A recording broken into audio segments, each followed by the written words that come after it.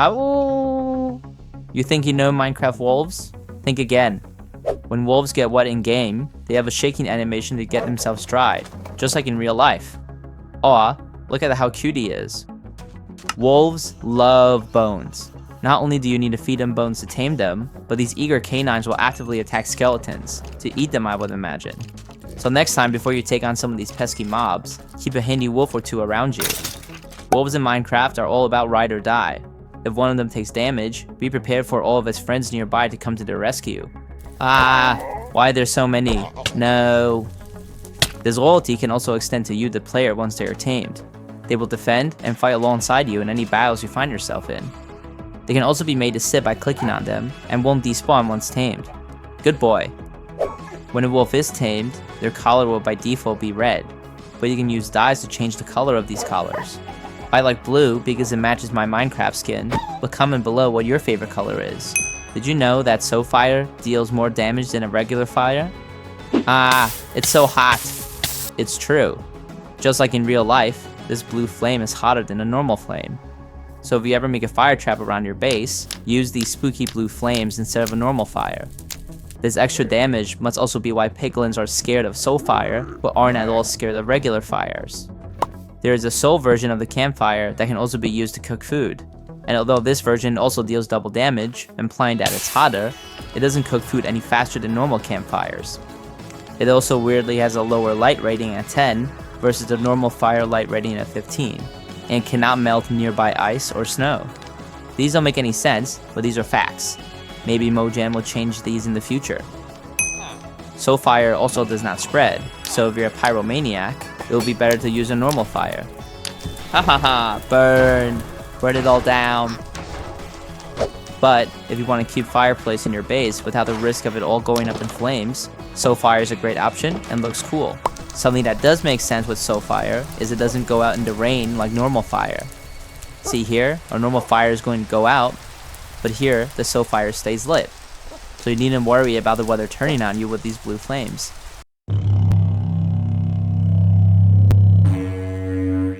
That sound is one of 8 that can be made by using the goat horn item in Minecraft. Goat horns can be obtained when a ramming goat runs into a block. There are 4 horn variations for normal goats: ponder, sing, seek, and feel, and 4 variants that the screaming goats drop: admire, call, yearn, and dream. And yes, screaming goats are a real thing. They're a rare version of the normal mob with a 2% spawn chance and make not only a screaming sound, but also will ram mobs and players more often. But all goats will ram both mobs and players when given the chance, so be careful when you're high up on the mountain near these troublemakers. Ah, you bastard. Goats also do not drop any other items when killed on Java Edition, but at least they can be milked. This makes them one of the more useless mobs from a gameplay standpoint, but I like that they exist. Did you know that husks are just dried out version of zombies, and you can rehydrate them in Minecraft? Lead them to a body of water, and watch them turn into a normal zombie.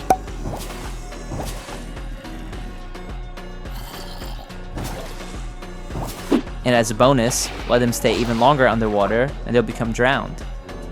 This is a one-way street though, as there's no way to turn drowned back into a normal zombie, or a zombie into a husk. Skeletons also have their own version of this. A normal skeleton that sits in powdered snow will eventually become a stray, which by the way has better loot drops than a normal skeleton. There's also no way to turn them back to normal skeletons, and also no mechanic or trick to turn skeletons into box. Mob heads are pretty rare items. The most well-known one is probably the dragon head, which can be found at the end ship. Rah! I'm a scary dragon, rah! The wither skeleton skull is also pretty well known. It has a low drop chance when you kill a wither skeleton, and are most commonly used to summon a wither boss. But besides these two, there are also mob heads for normal skeletons, creepers, and piglins.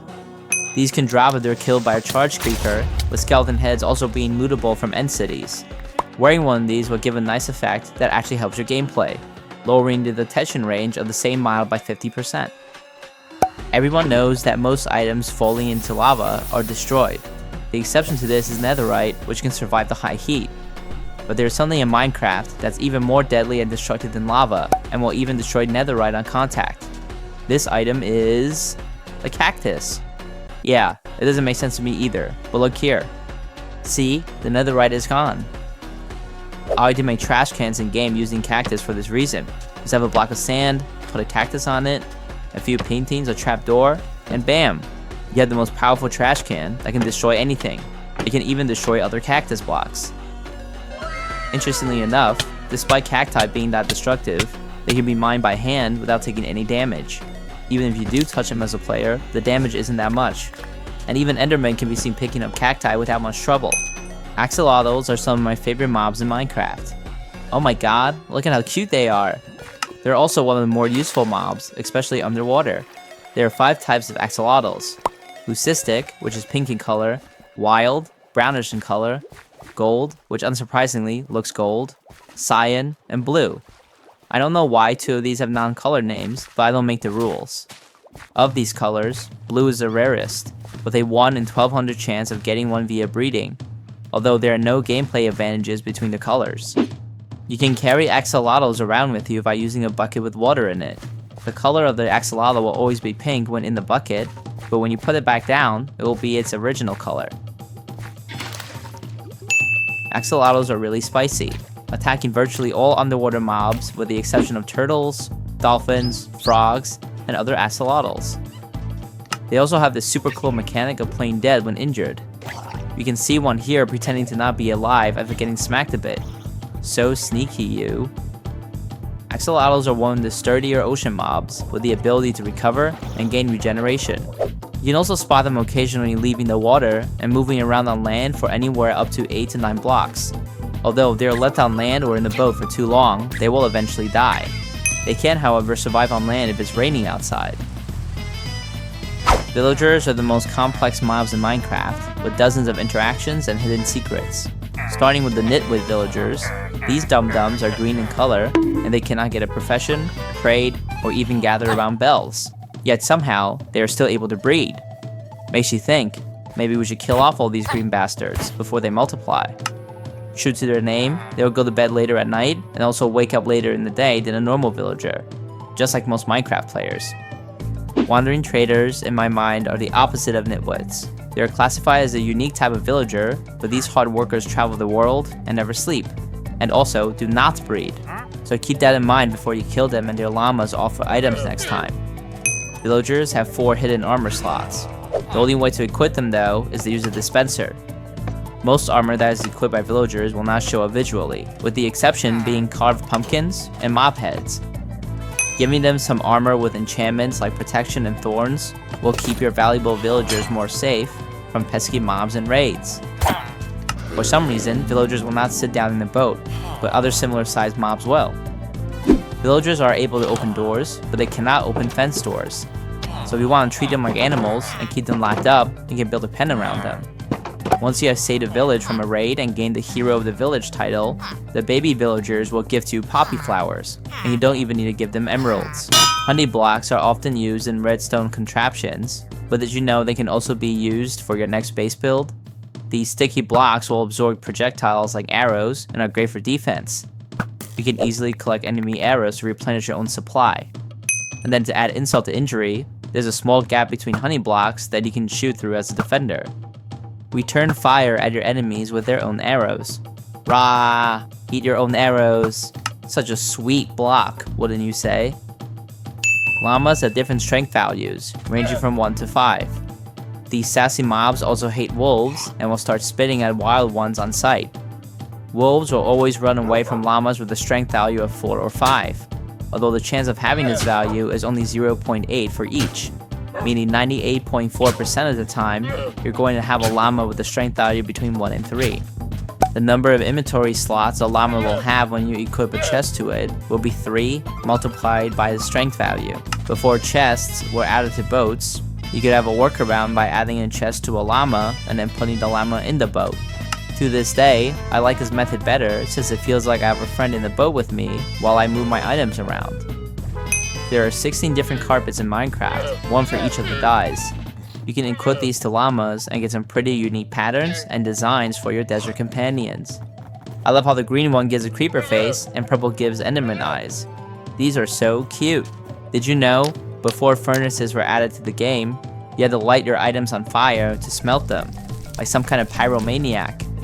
Ahahaha, burn! Lava is the most efficient fuel source, with 1 bucket's worth being able to smelt up to 100 items. Scaffolding and bamboo are the worst fuel sources. And speaking of fuel sources, wooden items with less durability will be just as efficient for fuel as items with all of their durability. And my favorite furnace fact is a cozy one. If you have a tame cat around you and your furnace is lit, you can find them resting on top of it, like actual cats in real life. Meow. Everyone knows looking Enderman directly in the eyes will cause them to start attacking you. No, stay away. But put on a carved pumpkin, and now they won't notice you making eye contact with them. Woo, I'm safe now. It's a great item even when it's not Halloween. A carved pumpkin can also be used as part of a recipe to summon a snow golem or an iron golem. Speaking of iron golems, did you ever notice that as you damage one, it will start to crack? There are 4 stages indicating how much health is remaining. No cracks means it has more than 75% of its HP. Some cracks means it has less than 75%, but more than 50%. Then as more cracks show up, less than 50%, but more than 25%. And then when there are cracks everywhere, it means it has less than 25% of its health left. Aw, poor guy is running low on health. If you got an iron golem protecting a village you like, you can always use an iron ingot on the golem to restore its health. There we go. Back to full health again. Everyone's favorite, the chicken jockey, is really rare. There's only a 5% chance for a baby zombie to spawn riding one of these tasty birds, and since baby zombies are also only 5% of all zombie spawns, that means the chicken jockey only has a 0.25% chance of showing up out of all zombie spawns. Each time you throw an egg, there's a 1 in 8 chance that a baby chicken will spawn. Bok bok. If you're tired of chasing down chickens for some tasty food, you can lure them in by holding some seeds in your hand, which will make all nearby chickens swat to you. Yatta! Got you. Chickens are immune to fall damage, able to flap their wings and fall down slowly. Whee!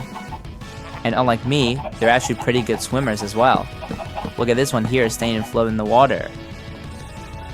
The armadillo in Minecraft is one of the lesser known mobs, only spawning in warm biomes like the Badlands and Savannah variants. When threatened, it will roll out to defend itself, similar to armadillos in real life, but just more block-shaped. This will reduce the damage it takes, which is a neat mechanic. Armadillos can be bred using spider eyes, and spiders will also run away from them when they are nearby. Ha ha ha ha, yes, run away you pesky mobs. Using a brush on the armadillo will also cause them to drop armadillo scoot, which can then be used to make wolf armor. They can even be dyed to customize it further and really drip out your tame wolves and help them survive longer as well. There are a lot of baby mob variants in Minecraft. Some of these, like baby zombies, are pretty dangerous, as they are harder to hit and can run past some defenses, so be sure to take these out quickly. And baby piglins will just steal your gold ingots and give nothing back, so never do piglin trading when they are around. For baby animals, killing them will not yield any experience or drops. This is because Mojang doesn't want to be seen encouraging killing baby animals. Probably a good call on their part, and most of these are so cute, I don't think I could hit them even if they did have drops. Luck potions are one of the few items that are still in Minecraft, but are completely unattainable in survival mode. Its handy effect will increase the drop chance of rare items from certain loot tables. You can still get the luck potion and arrows via command or in creative mode though. Ha ha ha, I'm so lucky now. Interestingly enough, you're able to get a rabbit's foot in the game, which is used as a brewing ingredient. But this item does not have any impact on luck in game, contrary to common beliefs in real life.